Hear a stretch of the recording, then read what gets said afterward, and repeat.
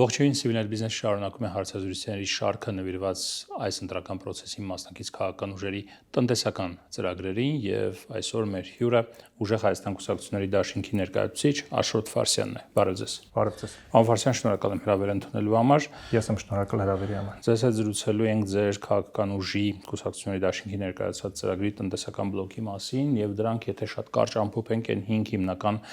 ուղղություններն էին, որոնք ներկայացվել էին սկզբից, հիմա դրանք ավելի լայն, այսպես ծրագրային տեսք են ստացել եւ ներկայացվել են, բայց սկսենք այդ 5 կետերից, հա։ Առաջինը 300,000 նոր աշխատատեղի ստեղծում, հիմնված պլանավորված մակրոտնտեսական քաղաքականության եւ վերաարդյունաբերականացման վրա։ Երբ Հայաստանի նման փոքր տնտեսությունների մասին խոսելիս փոքր բնակչությամբ խոսում են վերաարդյունաբերականացման կամ արդյունաբերականացման մասին, ինձ մոտ հարց է առաջանում։ Փակ երկու կողմից փակ երկիր, լոգիստիկ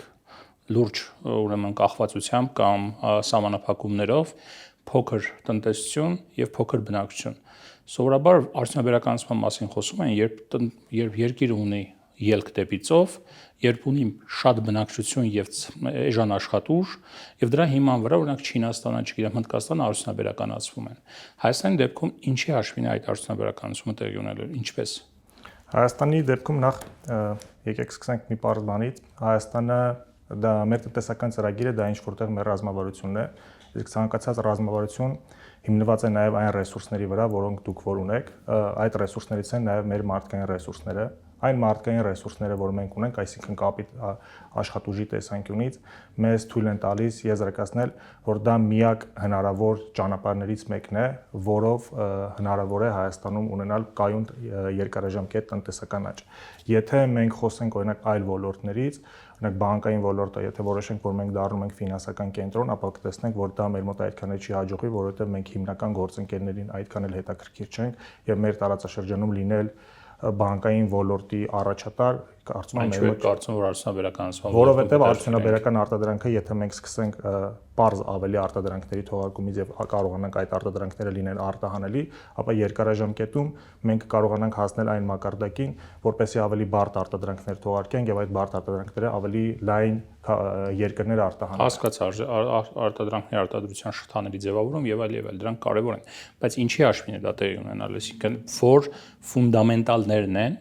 հիմնարարները, այսպես ասած, որոնք թույլ են տալու դրանք իրականացնել։ Եթե գալիս եք ֆունդամենտալներից, ապա դա կարող ենք ասել, որ երկու ֆունդամենտալ հիմնականում կարող են լինել, դա ներդրումներն են եւ աշխատուժը։ Ներդրումների տեսանկյունից Հայաստանը վերջի տարիներին չի ունեցել ներդրումների խնդիր, այսինքն Հայաստանի հնայի 20%-ը դա ներդրումներն են, բայց այս ներդրումները չեն ուղղվել արտահանելի ոլորտներ եւ ցավոք սրտի հենց այդ բացակայության պատճառով, այդ արտահանման քաղաքականության բացակայության պատճառով այդ ներդրումները հիմնականում ուղղվել են շինարարության ոլորտ, որոնք մենք կարծում ենք, որ շատ ռիսկային են տնտեսության համար։ Մյուս կողմից այն աշխատուժը, որը որ մենք ունենք, մեզ թույլ է տալիս եզրակացնել, որ հնարավոր է ներդրողին եւ թեկուզ նաև դրսի ներդրողին առաջարկել այնպիսի զարգացման պլան, որ նա գա Հայաստանում կատարի ներդրում, ունենա քիչ թե շատ որակով աշխատուժ եւ այդ աշխատուժը կարողանա եւ այդ աշխատուժից ստեղծած արտադրանքը կարողանա արտահանել։ Այս պայդրությամբ մենք դիտարկում ենք, որ Հայաստանը կարող է ապրանքները արտահանել հյուսիս-հարավ ուղղությամբ, մենք արևելք-արևմուտք ուղղությունը այդքան էլ այս պայդրությամբ չենք դիտարկում, որովհետեւ մենք հասկանում ենք, որ դեպի ԵՄ մենք չունենք այդքան բարդ արտադրանքներ, մեր գյուղատնտեսական արտադրանքը այդ ուղղությամբ այդքան էլ մրցունակ չէ, իսկ դեպի արևելք այնտեղ կա խոչընդոտներ, որովհետև կա լոգիստիկ հնարավորությունների խնդիր, մյուս կողմից այնտեղի երկրները մեր հանդեպ ավելի շատ ժամանակ ավելի մրցունակ են եւ կարողանում են ավելի էժան գնով արտադրանք թողարկել։ Իսկ հյուսիս-հարավ ուղղությամբ մենք կարող ենք կատարել մեր արտահանումը, հետո այդ արտահանման արդյունքում ստեղծված արժեքը վերաներդնել մեր տնտեսության մեջ, ավելի բարձ, այսպես ասենք, ավելի զարգացնել մեր աշխատուժը եւ հետագայում կարողանալ ավելի լայն սպեկտրի եւ ավելի բարդ արտադրանքներ թողարկել։ Ասելով ի նկատի ունենք Ռուսաստան եւ Իրան, Հյուսիսային Աֆրիկա եւ արաբական երկրներ։ Շատ լավ, հələ Ռուսաստանը ինչ որ միտեղ կարելի է հասկանալ։ Իրանի պարագայում մենք ունենք մի երկիր, որը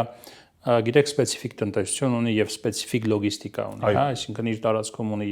ոչ, այսպես ասած, մաքսային բարիերներ շատ հաճախ,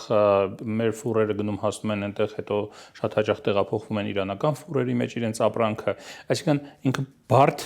բյուրոկրատական տնտեսական համակարգ է։ Ինչպես եք պատկերացնում Իրանի միջոցով Իրանի տարածքով արտահանումներ իրականացնելը։ Իրանի տարածքով արտահանումներ իրականացնելը թե Իրան արտահանելը։ Իրան արտահանելը կարելի է ինչ-որ այնտեղ պատկերացնել, բայց Իրանի տարածքով արտահանումներ։ Ես ճիշտ ասած ավելի շատ պատկերացնում եմ, որ Իրանի տարածքով արտահանումը ավելի հեշտ կլինի, քան դեպի Իրան արտահանելը, որտեղ այնտեղ եթե դուք նայեք էներգակիները ավելի էժան են, աշխատուժը ավելի էժան է եւ մեր համար ավելի դժվար կլինի։ Իրանի տարածքով արտահանումը ես կարծում եմ, որ այդ բյուրոկրատական խոչընդոտները այս պայմանությամբ այնքան չեն, որ Հայաստանը չկարողանա Իրանի տարածքով արտանել եւ նորմալ պայմանավորվելի դեպքում հնարավոր է դա իրականացնել։ Մյուս կողմից մենք դեպի հարավ կարող ենք նաեւ սև ծովով ելք ունենալ եւ ես չեմ կարծում, որ այդտեղ հիմնական խնդիրը եղել է լոգիստիկ ճանապարհների անցանելիությունը, որ Հայաստանը չի կարողացել օրինակ դեպի արաբական շուկաներ մուտք գործել։ Երբ մենք խոսում ենք մեր գործընկերների հետ, ապա հիմնական խոչընդոտը, որ նրանք ասում են, դա արտադրանքի կայուն քանակի խնդիրն է։ Այսինքն նույնիսկ շատ ժամանակ որակը չէ, այլ երբ որ դուք օրինակ գնում եք պայմանավորվում եք այնտեղ գործընկերների հետ, հիմնական խնդիրը, որ նրանք ձեր արժեվ բարձրացնում են, դա կայուն քանակի խնդիրն է։ Եվ շատ ժամանակ մենք նաև տեսնում ենք, որ այդ աշխատանքի բացակայությունն էլ նույնիսկ մեծ դեր է խաղում, այսինքն ես օրինակ չեմ տեսնում, որ մեր այսպես ասենք ֆունկցիոներները, ովքեր որ տնտեսության համար պատասխանատու են, դրսում մտնեն այդպիսի բանակցությունների մեջ դրսի գործընկերների հետ, ես օրինակ երբեք կարելի ասել մամուլով չեմ տեսել, որ մեր,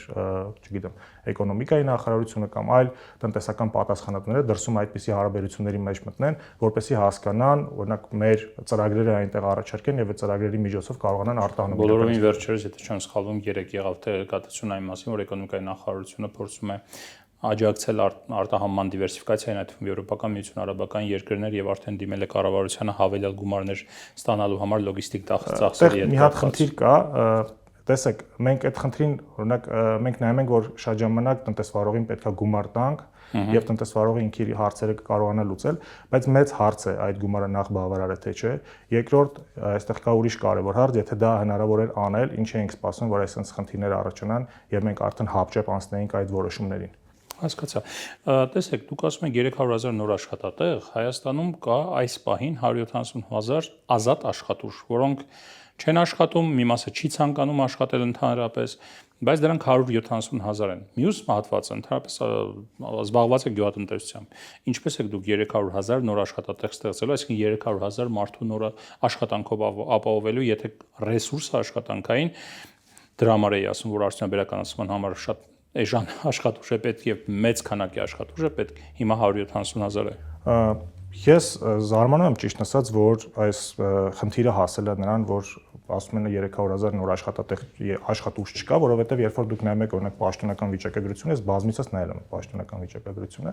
Հայաստանում կա 1,177,000 զբաղված մարդ, որից 250-ից 300,000-ի կարգի մարդիկ գտնում են ոչ ֆորմալ դաշտում ու հիմնականը նրանք գտնում են հենց գյուղատնտեսության ոլորտում։ Եվ մնացածը դրանք ֆորմալ գրանցված աշխատողներ են։ Մյուսը մոտ 1 միլիոն մարդ Հայաստանում տարբեր տարիքային խմբի, դրանք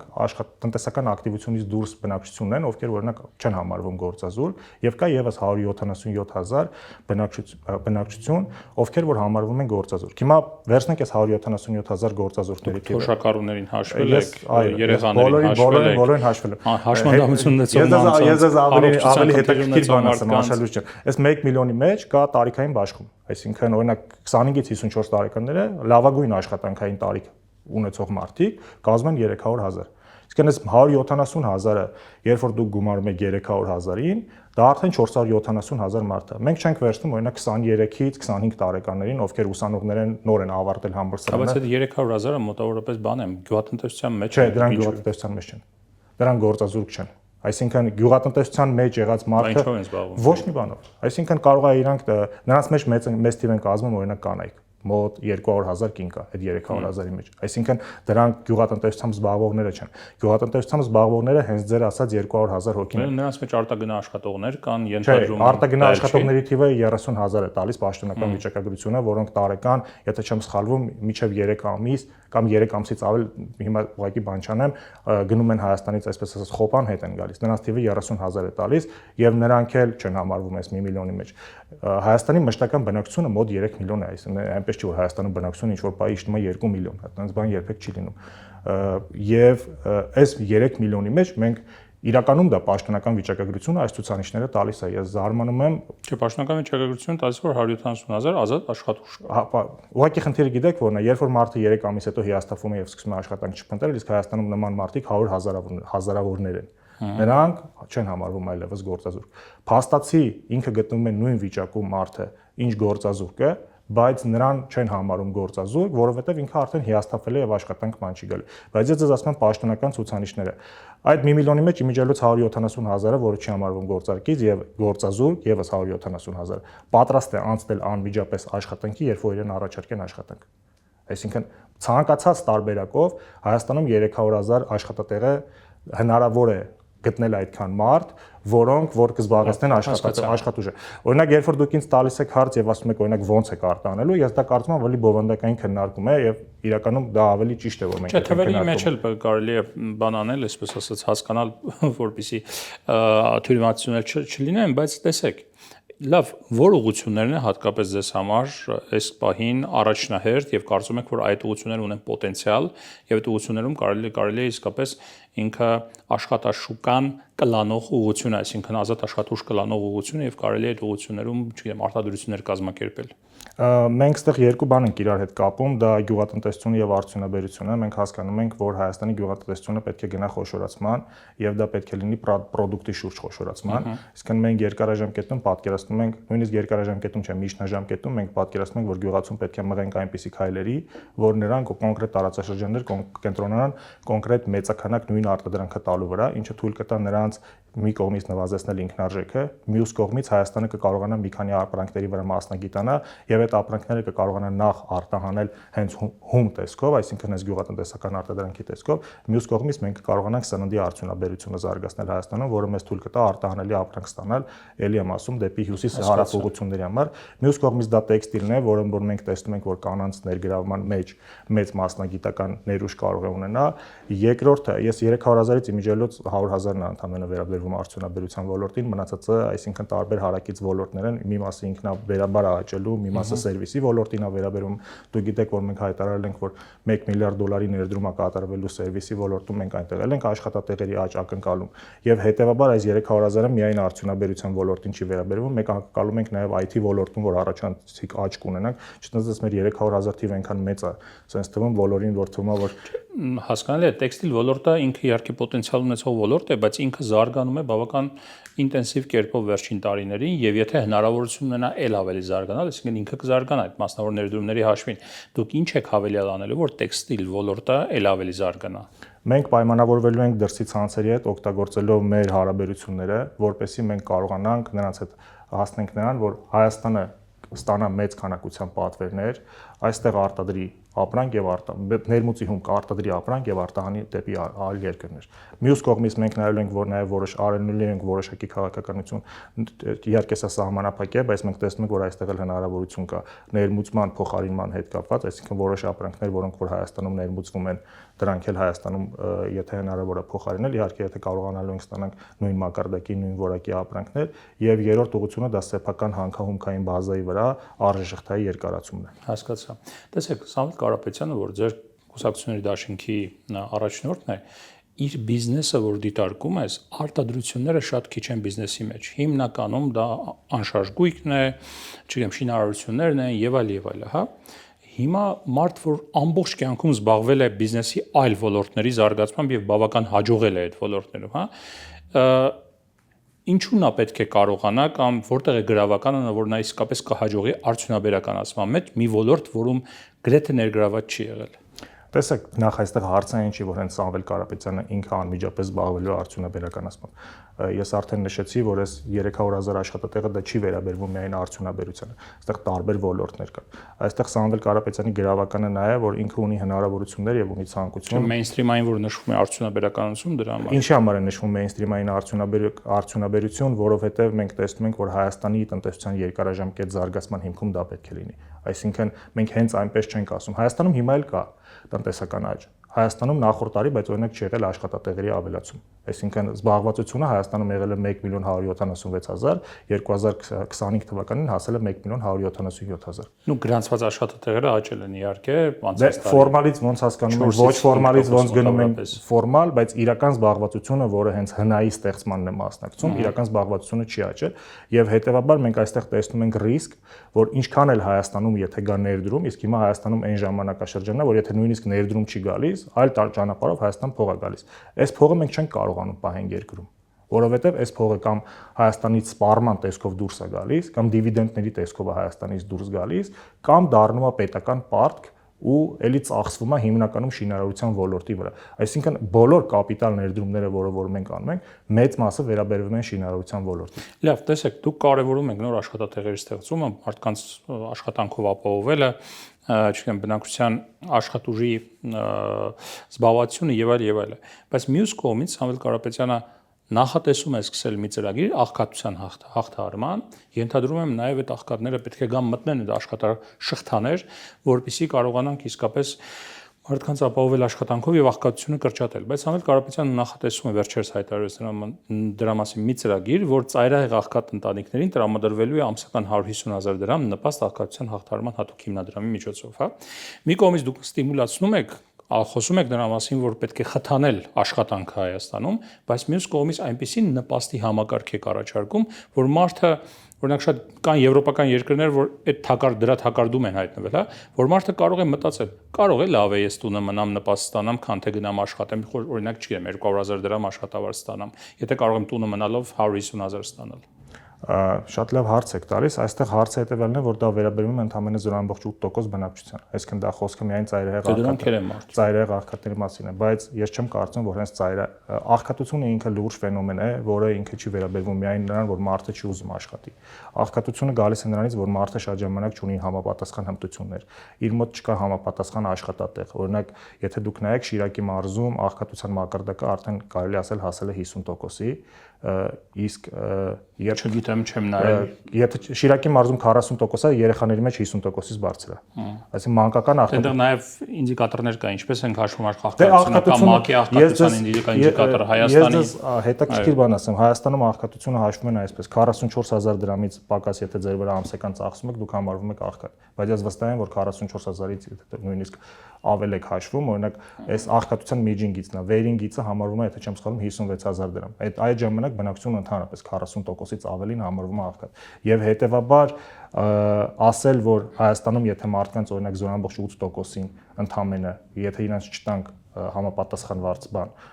ինչ որ միջոցներ, որ նրանք գոնե ծայրահեղ աղքատներից դուրս գան եւ դառնան աղքատ, եւ դրանով մենք խանգարենք մեր արդյունաբերության վարման քաղաքականությունը, ես կարծում եմ ճիշտ չէ։ Ես նաեւ կուզեի մի բան նշել, մեր ծրագիրը ունի հիմնական 3 գերակայություն։ Դա աղքատության վերացումն է, երկրորդը դա կրթությունն է եւ երրորդը արդյունաբերական քաղաքականության հիմքի վրա տնտեսական զարգացումն է։ Այս բոլորը մենք ինչ ենք վերցրել օրինակ սոցիալական քաղաքականությունը, նաեւ աղքատության վերացումը դրել մեր ծրագրի նաեւ կարևոր կետերից մեկը, ինչ ենք դա համարել գերակայություն եւ ինչ ենք մենք հենց հիմա խոսում նրանից, որ պետք է նպաստներ տանք եւ աշխատավարձերը բարձրացնենք։ Դա նաեւ ունենալու է զսպող դեր ինքներս մեր համար, որովհետեւ մենք տեսանք ինչ եղավ վերջի տարիներին Հայաստանում։ Պետական 2021 թվականի ծրագրով քաղաքացիական պայմանագիրը խոստացել էր, որ ինքը կբարձրացնի թոշակները եւ կնվազեցնի աղքատությունը։ Նրանք երկար տարիներ 5 տարի մոտ կարելի ասել այդ ուղղությամբ ոչինչ չեն արել։ 2025-ի վերջում իրական թոշակները, եթե դուք ինֆլյացիայով նայում եք, նոմինալ արժեքը թոշակների ավելի ցածր էր, քան 2018 թվականին, եւ նրանք վերջում տեսնելով, որ իսկ նրանք այդ միջև այդ բազմաթիվ ոչ էֆեկտիվ ծախսեր էին արել, այսինքն կապիտալ ծախսեր էին արել, որի էֆեկտիվությունը շատ խիստ կասկածելի է, որը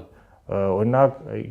եթե ֆինանսական-տնտեսական գնահատականի տեսանկյունից նայեք, ես չեմ տեսել օրինակ ճանապարհները, որ մենք այսքան կառուցում ենք, իրենք արդյոք ունեն ֆինանսա-տնտեսական ճշգրիտ գնահատական թե չէ։ Ես չգիտեմ գնահատականի տեսանկյունից, բայց սովորաբար եթե ենթակառուցվածքներ ես կառուցում եւ դրանք գնում են բնակավայրեր, դրանք գնում են, չգիտեմ,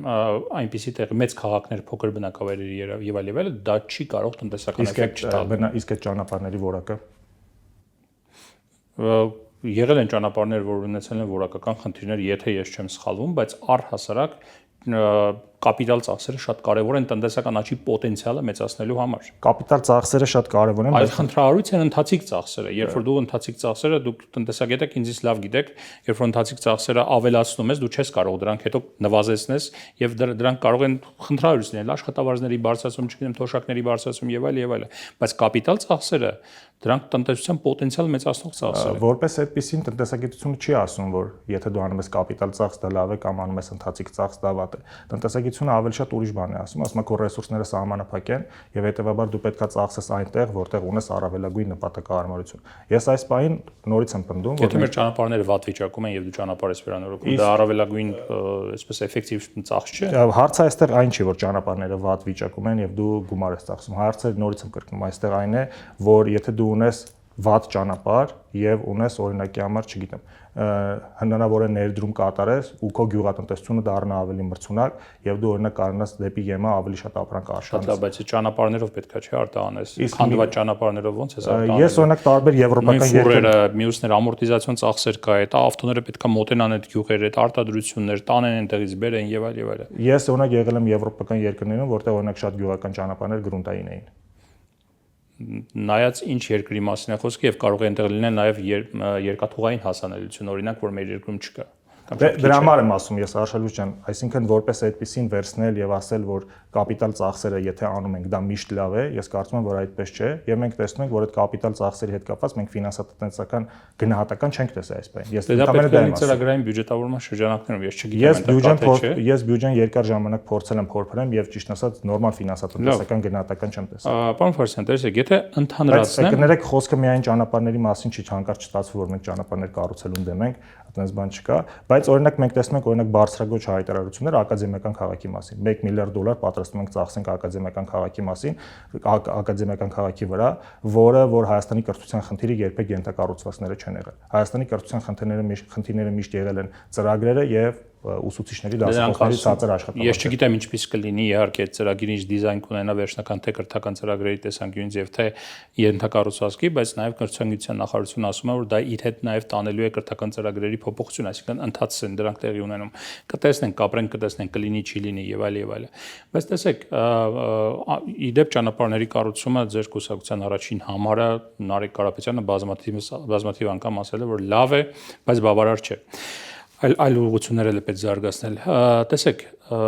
եթե ընդհանրացնենք 5 տնտեսական խոստումները եւ սոցիալ-տնտեսական խոստումները, որ ուժեղ Հայաստան կուսակցությունը տալիս է, խոսքը մեծ հաշվով նրա մասին է, որ նոր աշխատատեղեր, ուրեմն դեղորայքի գների իջեցում, հա, սոցիալական կոմպոնենտ ունի, բիզնեսի, փոքր եւ միջին բիզնեսի հարկերի զրոյացում, շրջանառության հարկի մասին է խոսքը, գյուղատնտեսության աջակցություն, այսինքն բավական մեծ այսպես բյուջեից աջակցությունների մասին է նաև խոսքը եւ թոշակների աշխատավարձերի բարձրացում, էս էլ էլի աջակցության մասին է խոսքը։ Այսինքն մենք ունենք մեծապես հետեւյալ պատկերը։ Ուրեմն աշխատավարձերի, թոշակների, չգիտեմ, ընթացիկ ծախսերի ավելացում, հարկերի կրճատում որոշակի սեգմենտների համար եւ էլի սոցիալական ծախսեր դեղորայք եւ այլ։ Այսա ինչպես է կանել։ Մի կողմից հարկերի կրճատում եք խոստանում, մյուս կողմից ծախսերի ավելացում եք խոստանում։ Ինչի հաշվին է սա տեղի ունենալու։ Նախ մենք խոստանում ենք մեկ հարկի կրճատում, որը շրջանառության հարկն է եւ որը իրականում բյուջեի վրա ունենալու է մեր հաշվարկով 30-ից 40 միլիարդի ազդեցություն։ Այստեղ մենք ուրիշ խնդիր ենք ուզում լուծենք, մենք ուզում ենք տնտեսությունը ստվերից հանենք։ Այս մեր համար ամենակարևոր քայլերից մեկն է, որովհետեւ մենք տեսնում ենք, որ հիմնականում ստվերը գալիս է մի քանի տեղից, դա փոքրն է եւ տեսեք ինչպես եք ստվերից հանելու, եթե դուք զրոյացնում եք հարկերը, որովհետեւ փոքրի համար հարկերը միջինի չէ, միայն փոքրի։ Նու ինքը վերաբերվում է այն ոլորտին, նու կարանք ասենք, որ դա փոքր եւ միջին բիզնեսի ազատականացում, փոքր բիզնեսից հարկերից ազատելու հարկը շրջանառության հարկի մասին է խոսքը հիմնականը, այդ մինչև 115 միլիոն շեմ ունեցող ընկերությունների մասին։ Այնտեղ կարող է նաեւ խոշորել գտնվի իրականում, որովհետեւ այդ ՓՄԶ այդ ընկերության խոշորությունը որոշվում է աշխատողների քանակով եւ ոչ թե իր շրջանառությամբ եւ հետեւաբար, բայց հիմնականում դրանք փոքր բիզնեսներ են։ Օրինակ նայեք, երբ որ շրջանառության դրույքաչափը կրկնապատկվեց 5-ից 10% դարձավ, այնպես չեղավ, որ շրջանառության հարկի հավաքագրումը նույնիսկ ինֆլյացիան հաշվի առնելով կրկնապատկվեց։ Եվ սա մեզ թույլ է տալիս ենթադրել, որ իրականում մենք ունենք մի իրավիճակ, երբ որ տնտեսվարողը իր գլխի մեջ ունի հարկի որոշակի քանակ, որ ինքը պատրաստ է վճարել պետական բյուջե, եւ երբ որ դու իր դրույքաչափը բարձրացնում ես, ինքը ընդհանրապես ստիպված է լինում կամ իր բիզնեսը տրոհել, կամ գնալ այն քայլին, որ ինքը կմտնի ստվեր եւ այդ ձևով աշխատի։ Ներողություն, որպես տնտեսագետ, քանի դեպք գիտեք, որտեղ իշխանությունները սա ասում հաճախ, կամ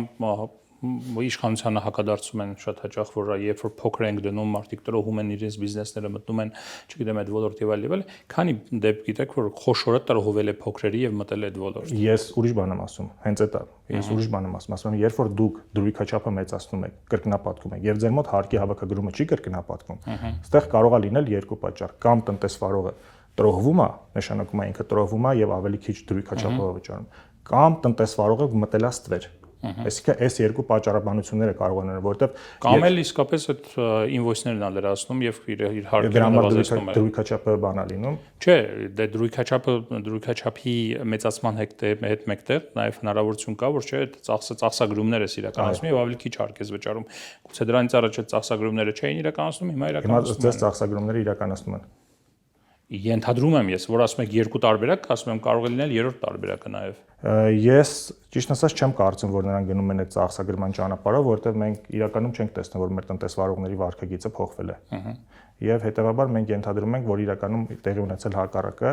եւ տնտեսվարողները մտել են ավելի շատ ստվեր։ Շատ լավ, ամեն դեպքում ծախսերի ավելացում է խոստանում, որովհետեւ թոշակներ եւ դեղորայքի գների էժանացում, չգիտեմ, աշխատավարձերի բարձրացում, ինչի հաշվին է դա տեղի ունենալու այս տնտեսության պայմաններում։ Դա տեղի ունենալու նրա հաշվին, որ նոր խոշոր ծախսեր չեն ձեռնարկվելու եւ հիմնական շեշտը դրվելու է նրա վրա, որ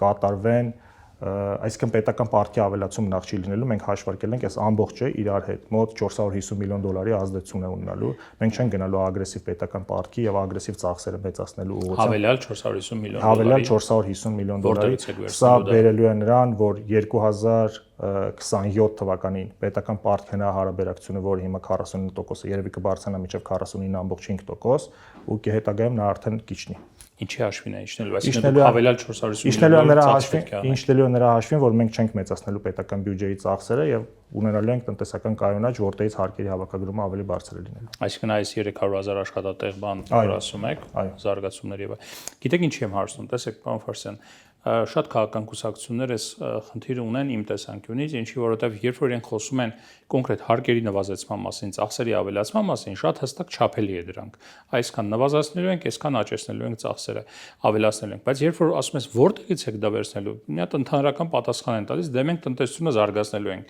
Ինձ ասեք, ինչպես եք զարգացնելու, որ այդ 450 միլիոնը հաջորդ տարի վերցնեք եւ դնեք տնտեսության մեջ։ Մենք ակնկալում ենք, որ կունենանք տարեկան 8% տնտեսական աճ, իրական աճ։ Այսինքն, եթե մեր քաղաքականությունը հաջողվի, մենք ակնկալում ենք, որ տարեկան կունենանք 8% տնտեսական աճ։ Այստեղ կարևորը մի հատ ուրիշ հանգամանք է։ Մենք էլ ենք հասկանում, որ երբ որ դուք պարտքերը ծախսերը մեծացնում եք, դուք կարող եք դա անել երկու տարբերակով իրականում, կամ պետական 3 տարբերակով իրականում, կամ պետական պարտքն եք մեծացնում, կամ հարկերն եք մեծացնում, կամ անում եք ինֆլյացիայի հաշվին։ Այս 3-ի հաշվին է, որ հիմնականում կարողանում են պետությունները իրենց բյուջետային ծախսերը փակել։ Մենք բայց նաև տեսնում ենք, որ մենք չենք ուզում գնանք այն ճանապարհով, որ անդադ ծախսը մեծացնենք։ Մենք մեզ համարում ենք աջակողմյան ուղղվածության քաղաքական ուժ եւ մեր հիմնական նպատակը հետեւելն է։ Մենք տնտեսվարողին տանք հնարավորություն քիչ հարկ վճարելու եւ այդ հարկերը ինքը վերաներդնի իր բիզնեսի մեջ եւ դրա արդյունքում մենք ունենանք ավելի բարձր տնտեսական աճ, իսկ մյուս կողմից մենք ունենանք հնարավորինս նվազագույն ծախսեր։ Իսկապես աճակողմյան եք։ Այո։ Որովհետև այն սոցիալական ծրագրերը, որ առաջարկում են, ծախական է։ Դե աճակողմանությունը չի ընդհանրում ինքը։ Հարկերի նվազեցում, դեղորայքի գների։ Հարկերի նվազեցումը հենց ծախականությունը ինքը իրանից ընդհանրում է հարկերի բարձրացում եւ ծախսերի մեծացում։ Դեղորայքի գների նվազեցում, թոշակների բարձրացում, աշխատավարձերի բարձրացում, սա ծախական։ Համաձայն եմ ձեր հետ, որ որոշակի սոցիալական տարեր կա, բայց դա չի նշանակում, որ մենք ծայրահեղ աճական ենք, այսինքն մենք ունենք որոշակի մենք մեզ համարում ենք աճ քաղաքական ուժ, բայց որոշակի կենտրոնամետություն ունենք, բայց այդքանով հանդերձ մեր հիմնական ուղղվածությունը լինելու է այդպեսին, այսինքն մենք տնտեսվարողի կյանքին քիչ ենք միջամտելու, նրան հնարավորություն ենք տալիս ինքը նվազագույն մեր պատկերացմամբ հարկեր վճարի, այս հարկերը ինքը ուղի վերաներդնի իր տնտեսության մեջ, մյուս կողմից մենք նաև շեշտը դնելու ենք նրա վրա, որ մեծացնենք անուղակի հարկումը հավաքագրումը եւ բան անենք, նվազեցնենք ուղակի հարկումը, ինչը նաև մեզ թույլ կտա, որպեսզի վարենք արտահանման միտված քաղաքականություն, այսինքն երբ որ դրսի տնտեսվարողը գա Հայաստան, ինքը կիմանա, որ օրինակ Հայաստանում ուղակի հարկերը քիչ են, անուղակին բարձր են եւ ինքը ավելի միտված կլինի արտահանելու ուղղությամբ։ Շնորհակալ եմ զրույցի համար։ Civilnet Business տաղավարում ես զրուցեցի Աշոտ Ֆարսյանի հետ։ Առողջ եղեք, կհանդիպենք։